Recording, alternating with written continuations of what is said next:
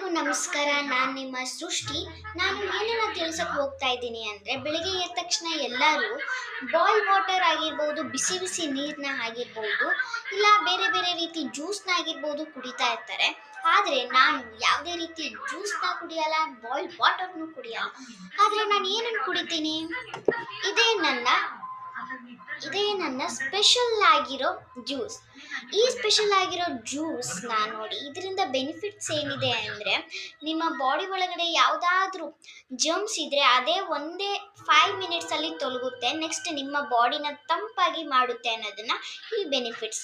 ನೀವು ಇದನ್ನು ಹೇಗೆ ಮಾಡಬೇಕು ಅನ್ನೋದನ್ನು ನಾನು ನಿಮಗೆ ಈ ವಿಡಿಯೋದಲ್ಲಿ ತಿಳಿಸ್ಕೊಡ್ತೀನಿ.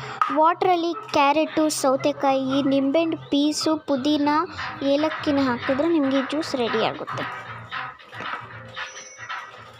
ತುಂಬ ಅಂದರೆ ತುಂಬ ಚೆನ್ನಾಗಿದೆ. ನೀವು ಇದನ್ನು ಟ್ರೈ ಮಾಡಿ. ನೆಕ್ಸ್ಟ್ ಇದನ್ನು ನೀವು ಗ್ಲಾಸಲ್ಲಿ ಆಗಿರ್ಬೋದು, ಬಾಟ್ಲಲ್ಲಿ ಆಗಿರ್ಬೋದು, ನೀವು ಯೂಸ್ ಮಾಡ್ಬೋದು. ನೆಕ್ಸ್ಟ್ ಇದು ಬೆಳಿಗ್ಗೆನೇ ನೀವು ಹಾಕಿ ಇಡಿ.